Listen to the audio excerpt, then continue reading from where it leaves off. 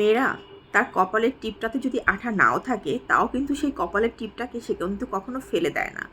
সে ওই টিপটাকে খুব যত্ন করে রেখে দেয়। তার একটা কানের দুল যদি হারিয়ে যায়, সে কিন্তু চাইলে আর একটা কানের দুল ফেলে দিতে পারে, কিন্তু সে কিন্তু ফেলে না।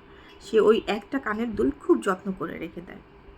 ভাঙা চুড়িটা, অপ্রয়োজনীয় শাড়িটা, যেটা কোনো দরকারই নেই, কিন্তু তারপরও দেখেন খুব যত্ন করে আলমারিতে রেখে দেয়।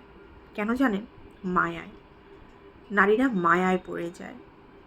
তো যেখানে সে তার ব্যবহার করার জিনিসগুলোই কখনো ফেলতে পারে না, সেখানে সে তার মানুষটাকে কিভাবে ফেলবে?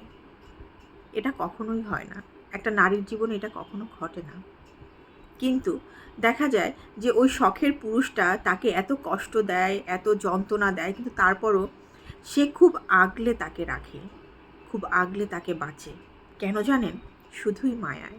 মায়া এমন একটা জিনিস যে জীবন থেকে, মানে যত খারাপই হোক, যত ভালোই হোক, যা কিছুই হোক না কিসের জন্য, ফেল না হোক, কখনো কিন্তু মায়ায় যদি একবার পড়ে যায় না, নারী ওই জিনিসটা ফেলতে পারে না। শত যন্ত্রণা কষ্ট সহ্য করেও ওই জিনিসটাকে ধরে রাখে। কেন? শুধু ওই মায়ার কারণে।